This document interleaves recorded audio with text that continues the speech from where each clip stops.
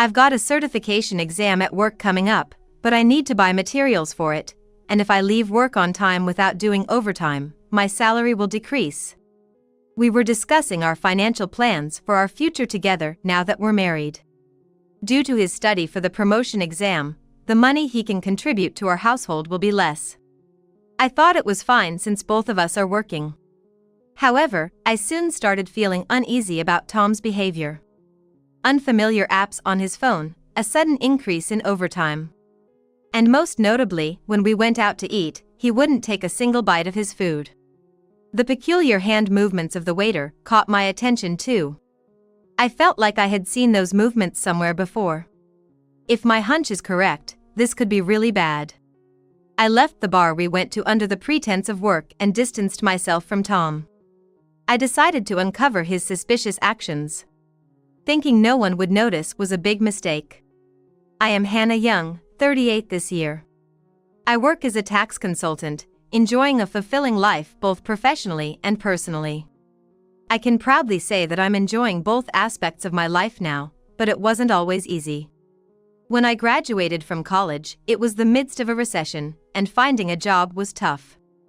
I felt like I was just spinning my wheels, desperate to become an adult. After struggling, I finally landed a job at a small company. To be honest, I wasn't thrilled about working there. But then, a turning point came. During my interactions in the business world, I realized many companies were struggling. They couldn't increase their profits as expected and were unsure about the future. I wanted to help turn these companies around, to boost their profits and make them places where employees could work happily. That's why I decided to pursue a career as a tax accountant, to be involved in improving companies' profits and performance. After years of study, I became a tax accountant at the age of 34. Transitioning from an employee at a small business to a tax accountant was quite a change for me. But it allowed me to find what I truly wanted to do. My career has been very fulfilling, but something was missing in my personal life. What is this lack? I realized what's lacking was a partner, someone to be by my side and to support each other through tough times. On my days off, I usually find myself doing things alone like watching movies or shopping. My friends have gotten married or had kids, so we don't spend as much time together anymore. Of course, I enjoy my time alone, but I often think about how nice it would be to share these moments with someone special. At a friend's suggestion, I signed up for a dating app and started exchanging messages with a few people. There was one man, Tom, who I particularly clicked with. He would later become my husband. Tom works for a nationally recognized electronics company, which perhaps adds to his capable demeanor. Our message exchanges were smooth and effortless, which I found very appealing. When we met in person for the first time, I could easily picture myself being with him. Nice to meet you. Well, it feels like we've known each other for a while because of all the messages we've exchanged. That's true. It almost feels like we've been acquaintances for a long time. The conversation flowed naturally, and I was surprised by how comfortable I felt around him. I never knew how nice it could be to interact so relaxedly without any pretense. And Tom moves with such smart grace. I find that very charming. You might be surprised to hear this so soon after we met, but I'd like to date you with marriage in mind. I've always wanted to be with someone as wonderful as you, Tom, so I'm truly happy to hear that. The transition from dating with marriage in mind to actually getting married didn't take much time. Tom's proposal, with a bouquet of roses at a beautiful seaside restaurant, is something I'll never forget.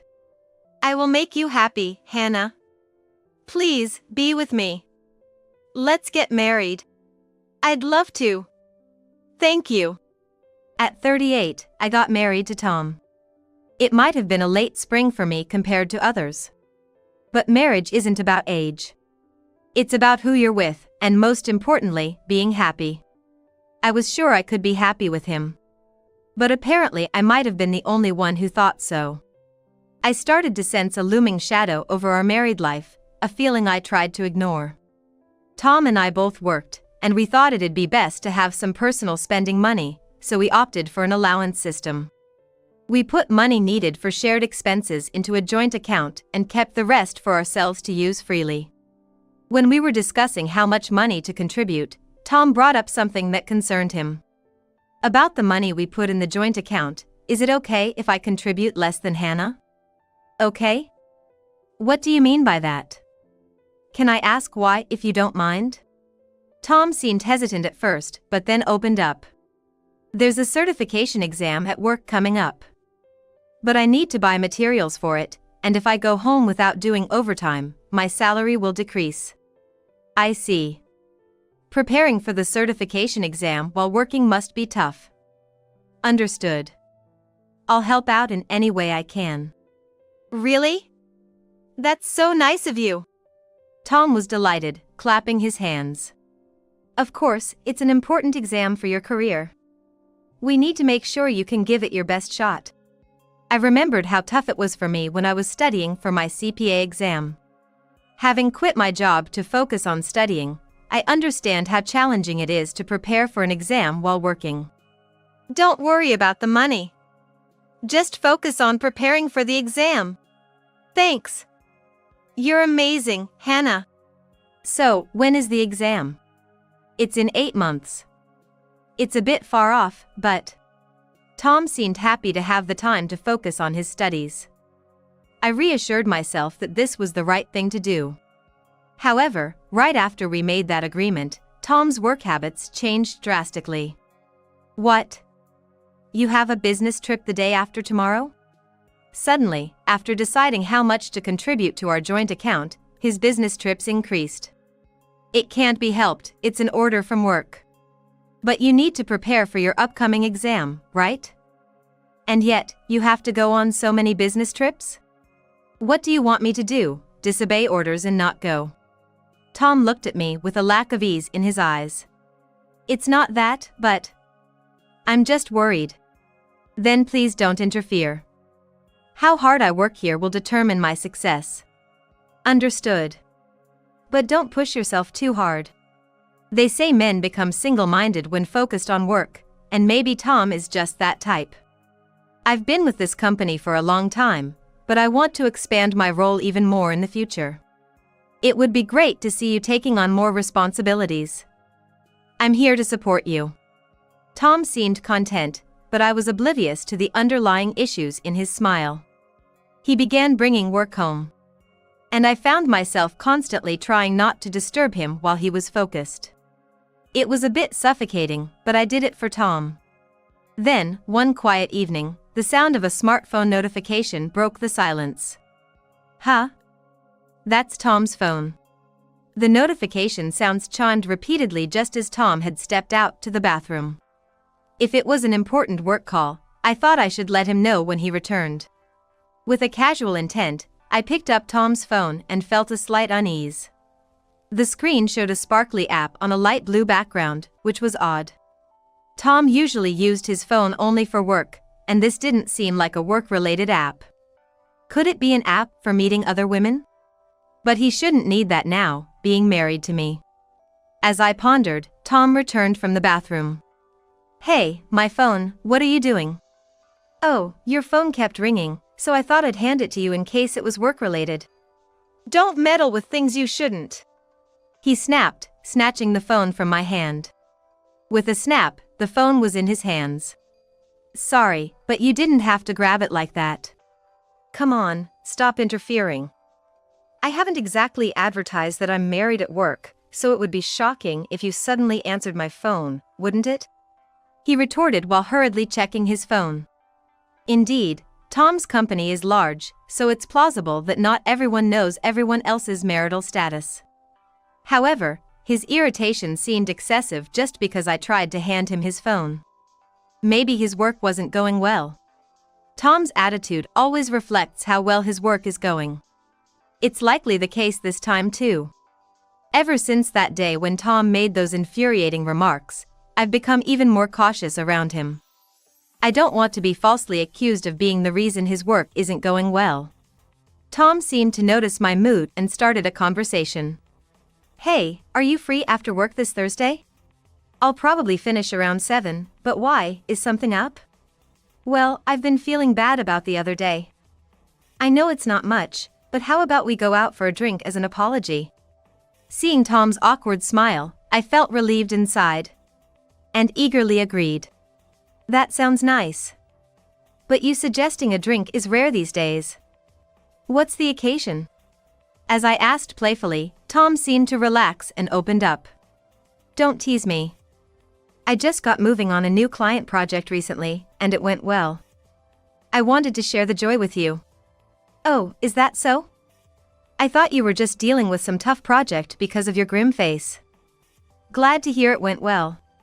How about we meet at the usual place and head to the bar district? We used to explore various places for drinks before we got married. Enjoying the combination of alcohol and snacks. Though we've both been busy with work lately, this seemed like a perfect chance to try something new.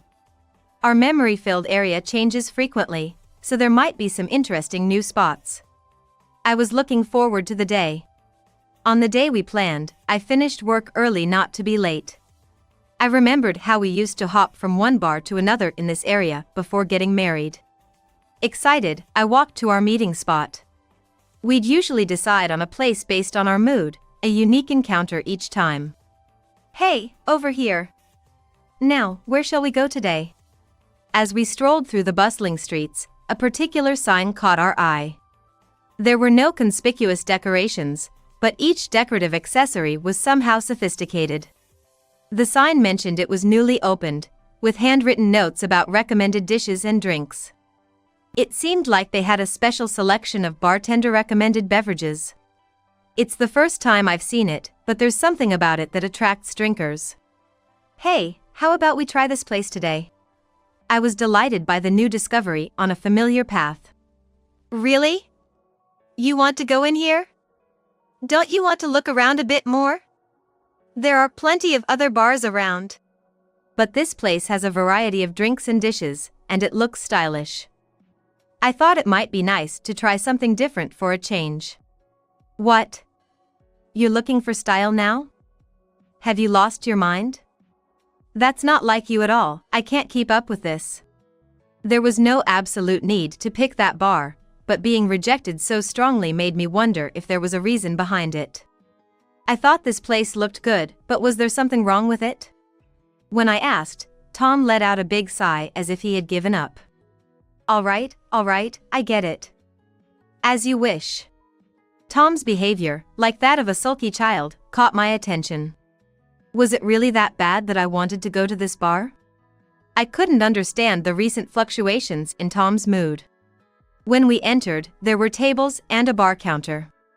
There were a male bartender and a female apprentice, identified by her badge, standing beside him. I felt the bartender glance at us briefly, which gave me an unpleasant feeling. The place was empty, perhaps because it had just opened. Feeling like we had it all to ourselves. We sat at a table towards the back and spread out the food menu. Let's start with some simple snacks and, maybe a whiskey and soda? Yeah. I closed the menu I was holding and placed our order using a tablet nearby. Nowadays, even in bars, you order with a tablet if you're not at the counter. It's nice not having to call over a server. Yeah. Tom's response seemed a bit distracted. The apprentice, wearing her badge, brought us our ordered food and drinks. She glanced at my face and seemed puzzled. Was there something on my face? Perhaps my tired expression from coming straight after work was showing. I took the dishes from her, arranging them for easy eating. The dishes all looked delicious. Agilo, pickles, and a hot gratin. I was torn about which to try first. In front of me and Tom were the highballs we ordered. Here's to Tom's work success, cheers! I tried to lift the mood a bit by raising my glass with high spirits. Then, I immediately started on the food in front of me. I missed lunch today because of some unexpected work, so I was really hungry. I couldn't resist the delicious-looking food in front of me. Plus, I needed to put something in my stomach to avoid getting drunk too quickly on an empty stomach. I reached for the gratin closest to me. The hot cream sauce and melting cheese were intertwined, incredibly delicious. It warmed my chilled and tired body. I glanced at Tom, who was sipping his drink slowly. It's not like him to sip a drink. Plus, his gaze seemed a bit evasive. Aren't you eating? I wonder if he doesn't like gratin? While pondering, I served myself some more. If you're not eating, I will. I missed my lunch, after all. As I was laughing and serving myself more gratin, I locked eyes with the apprentice.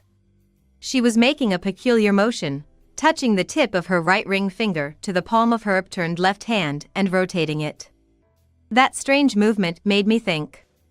Touching the tip of her right ring finger to the palm of her upturned left hand and rotating it. Perhaps it was sign language indicating medicine. She was standing at an angle where only I could see her signing, probably meaning she had a message just for me. Realizing she was communicating with me through sign language, I quickly placed my gratin down, grabbed my phone, and headed for the restroom. Sorry, I need to use the restroom. Oh, are you feeling all right? No, it's just a quick visit. Don't mind me, and keep eating. I felt uneasy, as if my legs were frozen, deciding it might be better not to stay in the bar. Maybe I should leave before Tom. Pretending I had work, I decided to make my exit. I hurried back from the restroom and called out to Tom. Sorry, I got a call from work, so I need to head out. Oh, that's too bad. Yeah, sorry about that. Are you going to keep drinking here? Yeah, I might as well. It's been a while since I went out for drinks. Pretending to return to work, I decided to stay at a business hotel instead. The message that woman at the bar wanted to convey, Tom's expressions and gestures, something felt off. I couldn't shake the feeling that it wasn't just my imagination. My head felt like it was going to explode from overthinking. To calm down, I started browsing on my smartphone, something I hadn't had much time for recently. While checking the news, I noticed an ad that caught my attention. An app advertised as Find Your Soulmate was the same one I saw on Tom's phone. It was the app with constant notifications, which I had assumed were work-related. I covered my mouth with my hands in shock. Why would a married person need to have such an app? I knew these types of apps were all the rage, being released one after another in city advertisements. People looking for connections likely juggle multiple apps. And Tom, always seeking efficiency, would probably do the same. It seemed unlikely he'd have just one. Feeling uneasy, I decided to thoroughly check Tom's phone. And discovered several apps. Some looked familiar, perhaps the ones I saw briefly on Tom's phone. Had he forgotten to delete apps he used before we got married? It seemed out of character for Tom, a meticulous person, to leave unused apps cluttering his phone. I decided to download the same app. The app one thought Tom was using, the one with the light blue icon. After registering my name and a simple profile, I started using it immediately. If Tom was using this app, I might uncover his true intentions. I told Tom I had to stay at the business hotel due to unfinished work and would go directly to work the next day, then proceeded with my plan. I took a day off and ventured into the city from the hotel. I bought a brown long-haired wig and a hat, then set up a profile picture. I carefully crafted the profile information to avoid being recognized. And started searching for matches, narrowing down by area, age, and interests. When I entered Tom's favorite niche game into the search, the number of matches narrowed down quickly, making it easier to find him. I couldn't believe it, but as I scrolled through profiles and icons, I discovered one that seemed to be Tom's, and we matched without a hitch. I made sure to exchange messages with Tom without giving away my identity. In the app, Tom claimed to be single, working for a certain company, and enjoying soccer and barbecues on his days off. Clearly, he had no clue he was talking to me. I confirmed that Tom was using the app to seek out relationships and decided to move on to the next phase of my plan. On Friday night, after returning home, I secretly placed a tracking tag in the car we both use. Just to be sure, I tucked it inside the pocket of a cardigan left in the car. Then, I returned home as if nothing was amiss. Given Tom's heavy use of dating apps, I figured he must be communicating with more than one person. I'm home. Work was brutal, it just wouldn't end. Got any plans for the weekend, Tom? I've got work stuff outside, so no rest for me this weekend. That's tough. There's a sale going on, and I was thinking of shopping, but I guess I'll go alone. All right. Have fun. I watched Tom head to the bathroom with his phone. I already knew he had been researching tourist spots in the neighboring town on our home computer. He looked up cruise times, a popular bakery, a park with a nighttime view, and hotels. This was a red flag. The search history even included main squeeze present and fifth date proposal lines, so the woman he was planning to date must be significant. I decided to make my move the following weekend. Well, I'm off to work. Man, working on a day off sucks. Tell me about it. Good luck. After watching Tom drive off, I set out to catch him in the act of cheating. I booked a room in the hotel he had researched and first observed his movements from there. The tracking tag confirmed he was headed to the neighboring town. I watched the pin move from the cruise dock to a chic cafe. Tonight, the showdown would be at the park with the nighttime view. It was easy to guess that he'd park near the park to enjoy the view. Around sunset, I headed to the park to scout the area. Soon, a familiar car pulled into the parking lot. Tom got out, accompanied by a woman I didn't recognize. He wrapped his arm around her waist and escorted her to a spot with a good view of the night scene. After watching Tom and the woman walk away from the car, I climbed into the back seat. I crouched under the seat, waiting for the two to return. Soon enough, after enjoying the nighttime view, they came back. Wow, that was truly beautiful. Thinking about spending a wonderful night with you makes my heart flutter. Tom sits in the driver's seat while saying this. In the passenger seat is a woman whom he is having an affair with. I stood up from the back seat, wrapping my arms around Tom from behind in a hug. Hey, what's all this about? Tom turned around with a look that screamed trouble. Well, this is, a proposal on the fifth date to the woman you're serious about, in a park with a lovely view? Did you think your affair would go so smoothly? Tom's face went pale. It was eerily visible in the dim car interior, almost more frightening than a ghost. You cheated on me while tricking me. What were you planning to do? And you had drugs at the bar, right? That bartender was in on it, right? What? How could? Why? Tom was still flustered. Want to know why? He clammed up instantly, leaving me at my wit's end. Something was off about the bar we went to together. When I checked the reviews, there were several incidents of women getting terribly drunk. All the comments were from women, which seemed strange. So what? Tom still didn't seem to grasp the gravity of the situation, trying to act tough. The bartender, a bad buddy of yours? What a setup. I spoke to a woman working at the bar again, and she told me about the women you brought with you. The women I brought? Yes, different women each time, all barely able to walk after drinking. It's said that women get drunk quicker than men, but isn't it odd to be so intoxicated you can't walk in a bar? Tom bit his lip, at a loss for words. The woman working there thought it was her imagination at first, but she started to suspect something fishy and secretly told me. Just because the people I drank with got wobbly, you suspect me?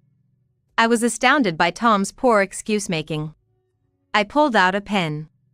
It was a pen I had secretly placed in Tom's bag. This pen actually has a recording feature.